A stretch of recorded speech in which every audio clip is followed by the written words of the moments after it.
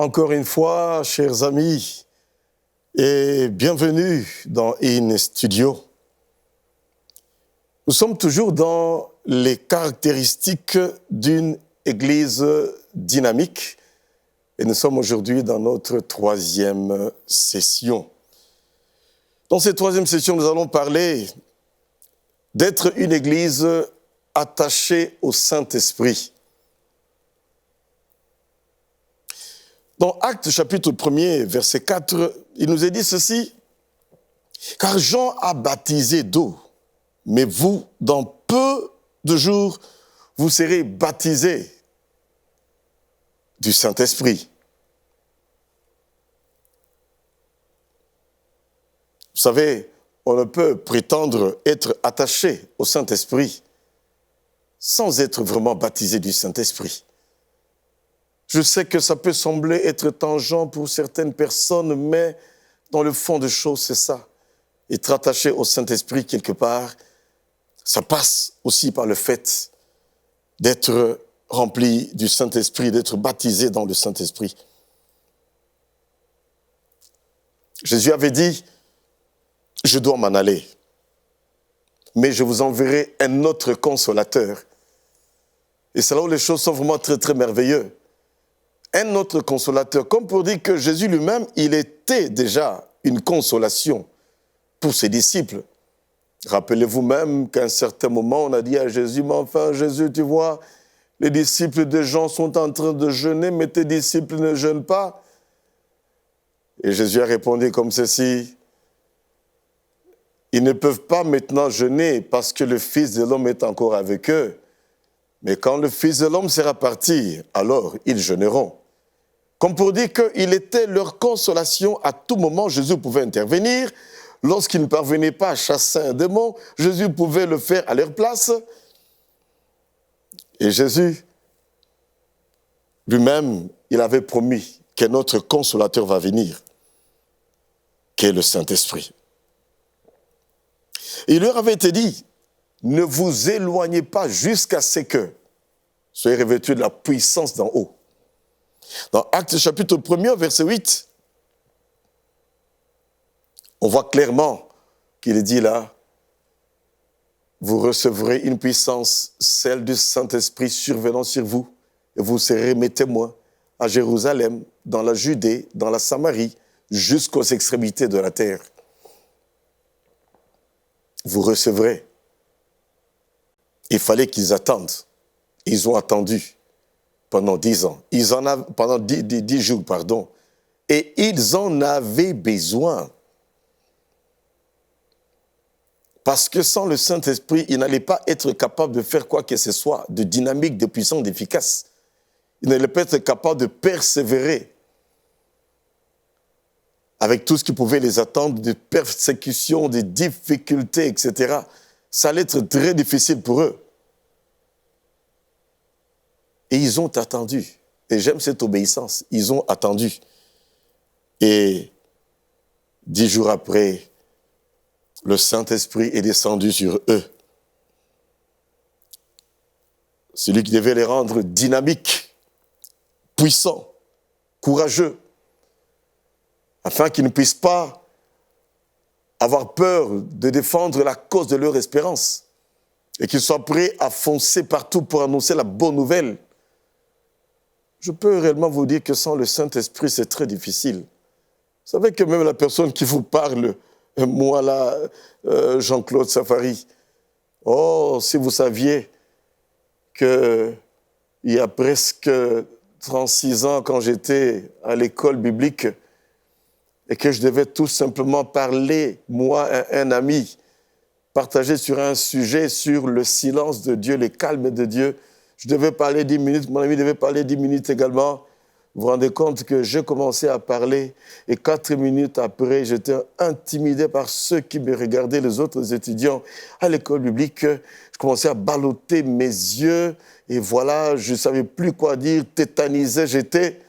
Et heureusement que notre responsable avait compris que je ne pouvais plus continuer et très sagement, il a récupéré la parole et a passé à mon ami qui, lui, pouvait avec beaucoup d'aisance parler. et continué jusqu'à ce que notre sujet était totalement terminé. Je suis allé pleurer chez mon responsable. Je lui ai dit, mais écoutez, est-ce que moi je peux vraiment servir Dieu? Déjà parler devant une quinzaine de personnes, je n'arrive pas. Après 4 minutes, je suis bloqué. Suis-je vraiment appelé moi au ministère? J'oublierai jamais cet homme qui est encore vivant et qui a presque 85 ans. Il m'a tapé sur les épaules, m'a tenu dans ses bras, m'a dit, Jean-Claude, c'est un bon commencement. Comme ça, tu apprendras à compter sur le Saint-Esprit, non pas sur tes préparations, tout ce que tu as mis sur papier, etc. C'est lui qui te donnera la capacité de parler et de tenir devant des gens. Sois pas découragé, fixe les regards sur le Seigneur, Dieu a un plan merveilleux pour toi. Ça s'est passé il y a presque 36 ans en arrière. S'il vous plaît. Et j'ai appris à chercher la face de Dieu, à demander l'aide du Saint-Esprit. Et je fus baptisé dans le Saint-Esprit. Et je pouvais comme ça parler en esprit dans la présence de Dieu, crier à lui et vivre désormais la visitation de Dieu. Et même s'il peut arriver à ce qu'on peut trembler un tout petit peu avant de prendre la parole, mais après ce Saint-Esprit en qui on met toute notre confiance vient prendre la relève et il nous aide dans le travail à faire pour glorifier le nom de Jésus. Dans Actes chapitre 2, au verset 1 à 4, on montre comment est-ce que les apôtres et les disciples furent remplis du Saint-Esprit. Dans Actes 2, verset 38 à 41, on voit comment est-ce qu'en 15 minutes, Pierre, rempli du Saint-Esprit, s'élève avec l'audace du Saint-Esprit, alors qu'on se moquait d'eux pour dire voilà, ils sont remplis de vin doux. C'est pour cela qu'ils sont en train de parler dans ces langues bizarres et bizarroïdes. Pierre va se lever, va parler pendant 15 minutes pour dire non. Ce n'est pas qu'on est rempli de vin doux, mais c'est tout simplement la promesse qui avait été donnée qui est en train de se concrétiser. Selon ce qui était écrit dans Joël, qui est dans les derniers jours, je répandrai mon esprit sur toute chair. Vos fils et vos filles prophétiseront, vos vieillards auront des visions et les jeunes auront des visions, les vieillards auront des songes. Dans ces jours-là, sur mes serviteurs et sur mes servantes, je répandrai mon esprit. Il a parlé pendant 15 minutes et 3000 personnes sont venues au Seigneur, ont donné leur vie à Jésus. Vous vous rendez compte? En 15 minutes, pensez-vous que c'est le verbe oratoire de quelqu'un? Pensez-vous que c'est uniquement le fait d'avoir une grande connaissance biblique, théologique qui peut amener à cela? Non. L'Esprit de Dieu était à l'œuvre. Il a parlé et le Saint-Esprit accompagnait cette parole dans les cœurs des gens. Et à la fin, ils ont dit, maintenant, frère, que ferions-nous donc? Et j'aime la réponse de Pierre. Répentez-vous, convertissez-vous et vous recevrez le don du Saint-Esprit. Et ça, c'est merveilleux. J'aime ça. Le Saint-Esprit qui est donné à ceux-là qui se sont repentis et qui ont accepté Jésus comme Sauveur et Seigneur. Et ainsi, on reçoit cette capacité, cette puissance pour aller être des témoins partout dans le monde entier, de manière centrifuge, à Jérusalem, dans la Judée, dans la Samarie, jusqu'aux extrémités de la terre. Ça, c'est beau. Ça, c'est l'œuvre du Saint-Esprit. C'est pour cela, bien-aimés, Église du Seigneur, soyons toujours attachés au Saint-Esprit. Apprenons à prier pour le peuple de Dieu afin qu'il soit rempli du Saint-Esprit et être ainsi des témoins puissants et efficaces qui n'ont pas à rougir, à reculer devant n'importe quelle adversité spirituelle, qui peuvent parler de Jésus-Christ, qui peuvent chasser les démons, imposer la main sur les malades et les malades sont guéris. Proclamer la parole de Dieu, le Saint-Esprit touche les cœurs et les gens se convertissent. Les 3000 âmes qui ont donné leur vie à Jésus le jour de la Pentecôte, c'est pour nous encourager, afin que nous comprenions que chose impossible aux hommes, cela est possible avec Dieu. Cela est possible avec l'Esprit de Dieu. Et du reste, n'est-ce pas que Jésus lui-même avait dit, sans moi, vous ne pouvez rien faire. Si on ne peut pas le voir avec des yeux aujourd'hui comme les apôtres pouvaient le voir, mais nous l'avons aujourd'hui par le Saint-Esprit qui est la troisième personne de la Trinité. Dans Actes chapitre 8 au verset 17, les disciples descendent en Samarie pour aller prier pour les chrétiens convertis en Samarie. Vous savez comment est-ce qu'à partir de la persécution dans Acte 7, Philippe était descendu à Samarie, il a prêché Christ, les gens ont accepté Christ et il a demandé aux apôtres de venir. Ils sont venus, ils ont prié pour les disciples en Samarie qui également ont été remplis du Saint-Esprit. Et on va voir ainsi tout au long de la parole de Dieu, quand les gens acceptent Christ, on prie pour eux pour qu'ils soient remplis du Saint-Esprit. Et quand certains n'ont pas connu le baptême du Saint-Esprit, on les exhorte, ils reçoivent également ce baptême dans le Saint-Esprit. Dans Acte 10, versets 44 à 45, nous avions parlé autrefois comment est-ce que Pierre était en prière et a reçu une vision qui l'a conduit à aller chez Corneille. Arrivé chez Corneille, on nous dit là, au verset 44 à 45 de Acte 10, que lui, il a tout simplement commencé à annoncer Christ. Le Saint-Esprit a discerné que Corneille a accepté Jésus dans son cœur comme sauveur et Seigneur, ce qui fait que directement le Saint-Esprit l'a visité. Et Corneille a été baptisé du Saint-Esprit, lui et toute sa maison. Ils ont commencé à parler en langue. Quelle merveille, lui et toute sa maison. Et Pierre s'est dit, mais comment ne pas baptiser d'eau ces gens qui sont déjà baptisés dans le Saint-Esprit? Ainsi Corneille et toute sa maison qui avaient accepté Jésus, qui étaient baptisés déjà du Saint-Esprit, vont être baptisés d'eau également. Et là, j'ai une petite parenthèse pour dire que on peut arriver à être baptisé du Saint-Esprit, même si on n'est pas encore baptisé d'eau. Le plus important, c'est d'avoir accepté Jésus. Et ça, c'est un cas particulier que nous voyons là, comme pour dire que il y a toujours des exceptions dans la règle. Dans Actes chapitre 19, le verset 1 jusqu'à 7, les chrétiens à Éphèse reçoivent également le Saint-Esprit. Vous savez, le Saint-Esprit a toujours été l'agent principal, l'agent catalyseur, le fer de lance dans l'œuvre de Dieu. L'agent exécutif.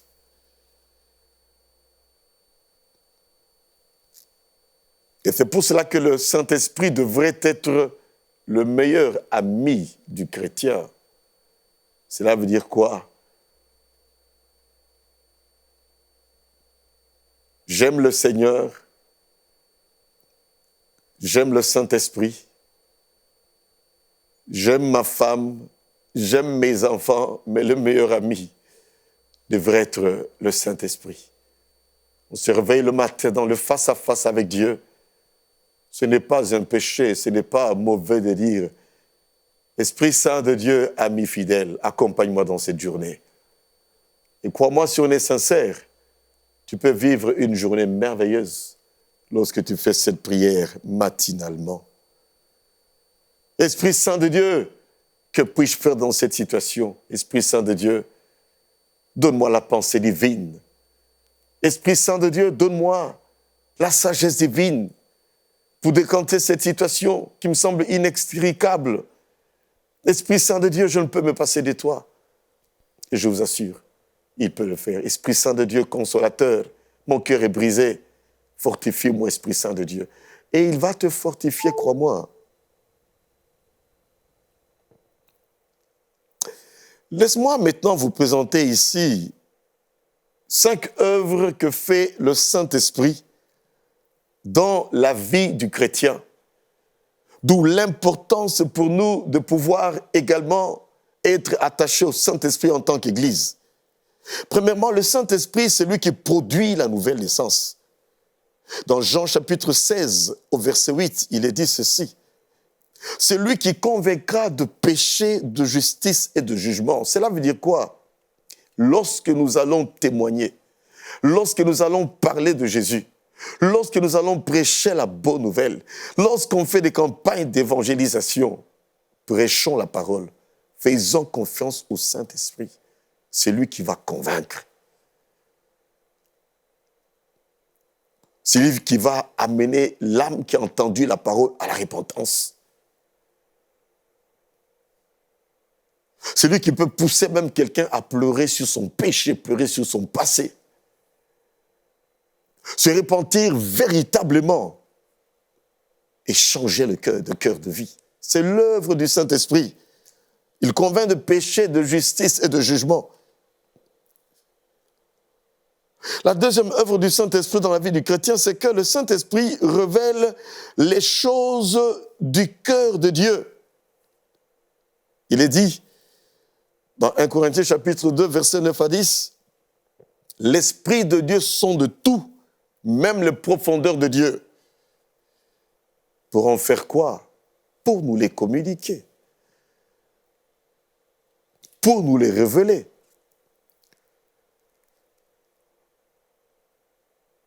Pour ouvrir notre esprit et nous communiquer ces choses. Et il est dit quelque part dans la parole de Dieu. Les choses révélées sont à nous. Les choses non révélées sont à Dieu. Le Saint-Esprit prend les choses non révélées encore en nous. Il nous les révèle afin que ça puisse être notre désormais.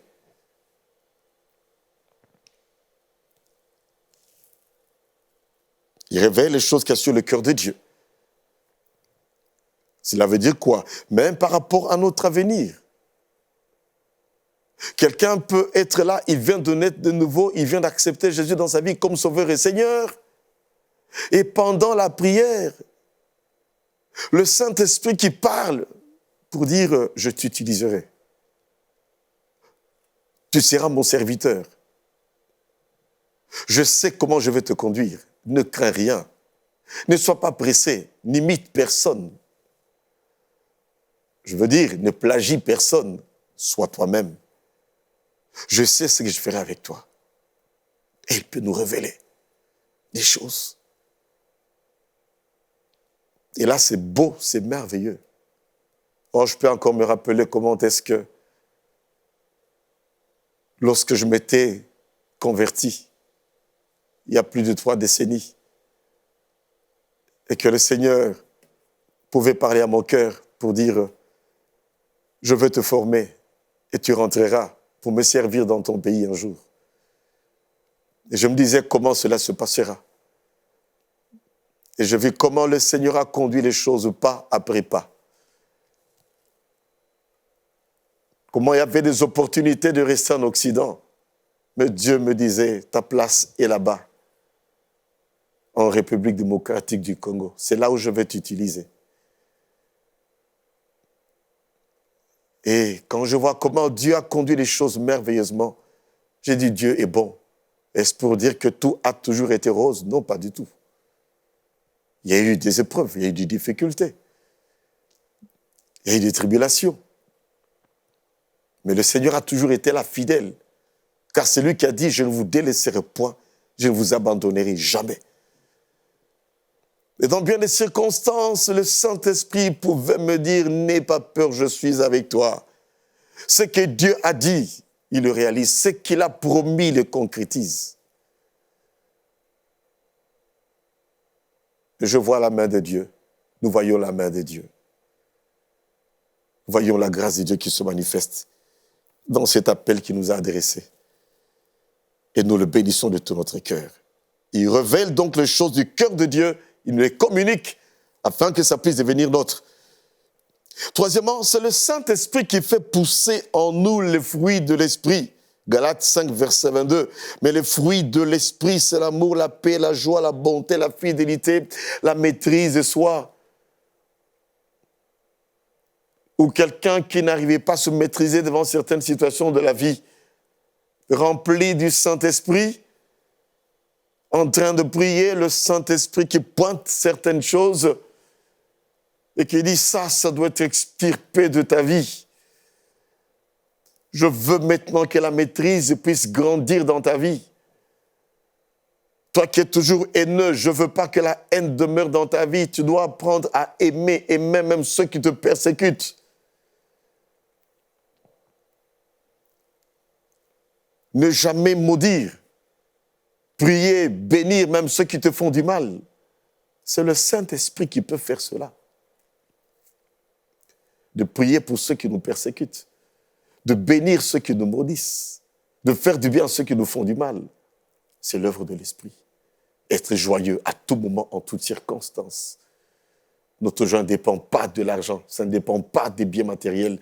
Ça ne dépend pas des avoirs d'ici-bas. Notre joie dépend de cette proximité avec Dieu. Et c'est le Saint-Esprit qui a mis en nous cette joie. Et c'est la joie du Seigneur qui fait notre force. On peut persévérer quelles que soient les circonstances de la vie. Il y aurait beaucoup de choses à dire par rapport au fruit de l'Esprit. Mais c'est le Saint-Esprit qui fait pousser cela. Et laisse-moi vous dire ceci, ça pousse petit à petit.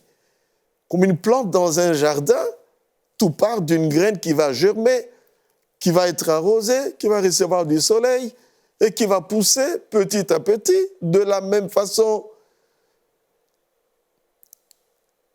Dieu ne mettra pas en eux comme ça des fruits tout mûrs directement en nous, bien-aimés. Non, c'est petit à petit. Et ma petite expérience a toujours été que quand je dis Seigneur, apprends-moi la patience, Dieu provoque une situation où je dois être patient. On doit attendre un vol, on dit c'est reporté d'une heure, au lieu de murmurer, on dit toutes choses concourent au bien de ceux qui aiment Dieu. Ou il faut être très bon devant une personne qui pourtant t'a fait du mal, mais tu dois l'assister pendant que l'esprit humain te dirait, venge-toi maintenant, ne lui donne rien, mais tu lui fais encore du bien. C'est petit à petit. Vous n'entendez jamais à ce que tu as donné ta vie à Jésus, puis subitement, bon, tous les fruits de l'esprit sont là. C'est petit à petit, et Dieu permettra des situations qui vont faire en sorte que, petit à petit, ces fruits vont être en nous. Et si on est vrai et sincère avec Dieu, après plusieurs années, eh ben, on va être cette personne qui reflète Christ. À cause des fruits de l'esprit. Quatrièmement, le Saint-Esprit, c'est lui qui distribue les dons spirituels. 1 Corinthiens chapitre 12, versets 4 à 11, nous parle des dons spirituels.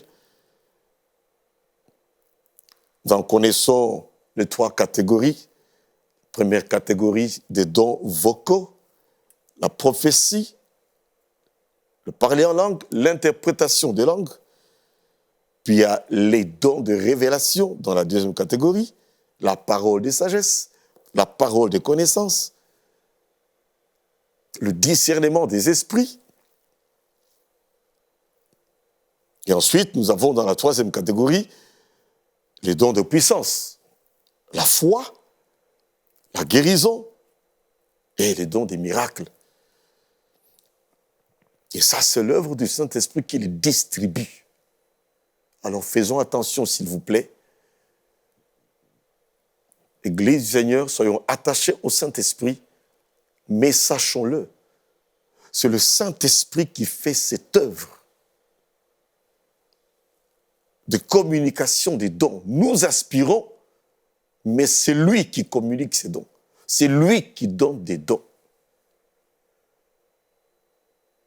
Même s'il est dit quelque part dans Timothée, ne néglige pas le don que tu as reçu par imposition de main. Oui, cela peut arriver à ce qu'on a pu imposer les mains sur quelqu'un. Mais ça peut être suite à une aspiration qu'on a dans le cœur. Mais il n'est pas dit que tu peux imposer les mains à quelqu'un pour qu'il puisse avoir maintenant le don de miracle et automatiquement il commence à avoir ces dons-là. Attention s'il vous plaît. Église du Seigneur, devons savoir que c'est le Saint-Esprit qui fait cela. Et c'est dans la proximité surtout de l'individu avec Dieu qu'il y aura réception de cela.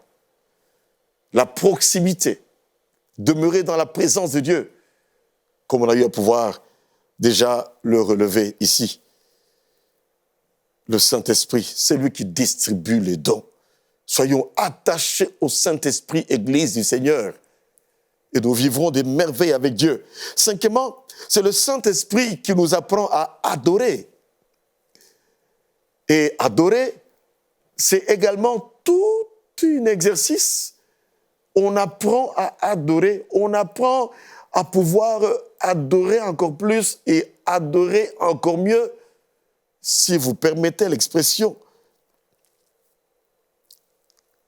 J'insiste sur le fait que pour mieux adorer, ce n'est pas forcément le fait d'aller quelque part dans une montagne, ce n'est pas forcément le fait d'aller à un endroit bien précis. Il est vrai que c'est merveilleux d'avoir des endroits, mais on peut développer l'adoration n'importe où. Oh, ne fût-ce qu'à regarder comment Dieu a créé toutes choses. Quand je vois les cieux, œuvre de tes mains, la lune et les étoiles que tu as créées. Qu'est-ce donc l'homme, ô Éternel? Je t'adore, Seigneur. Quand je suis dans un avion, je vois comment nous sommes là au-dessus des nuages et qu'au-dessus de nous, il y a encore d'autres nuages. J'adore le Créateur. Je dis, Dieu, tu es merveilleux. Et c'est le Saint-Esprit qui peut nous aider, qui peut nous assister, afin que nous voyions la gloire de Dieu, même dans une simple fleur. Et dire, ça c'est Dieu, l'arôme de cette fleur, on ne peut pas arriver à le produire de manière synthétique, de manière parfaite. Quand je peux entendre un oiseau en train de chanter, aucun synthétiseur ne peut arriver à produire exactement, parfaitement le son bien-aimé qu'un oiseau peut arriver à produire. Et là, je peux adorer Dieu également. Quand je vois cela, le Saint-Esprit nous apprend à adorer Dieu. Dans Jean 4, versets 23 à 24, il est dit ceci, « L'heure vient et elle est déjà venue où les vrais adorateurs adoreront Dieu en esprit et en vérité. » Cela veut dire quoi? Se laisser conduire par l'esprit pour adorer Dieu. Adorer Dieu en étant vrai avec Dieu, en étant vrai avec soi-même, en étant vrai avec ceux qui sont autour de nous. Adorer en esprit, se laisser conduire par l'esprit, adorer en esprit. C'est également ces dimensions qu'il peut arriver quelquefois où on commence même à pouvoir chanter dans des langues nouvelles. Car je prierai par l'esprit, je prierai par l'intelligence, je chanterai par l'esprit, je chanterai également avec l'intelligence. Et ça, c'est merveilleux. Dans Actes chapitre 16, verset 25, il nous est dit ceci, Paul et Silas étant en prison, ils étaient en prière et chantaient les merveilles de Dieu. Ils adoraient et les portes se sont ouvertes, l'adoration qui a pu les aider. Merci et à la prochaine.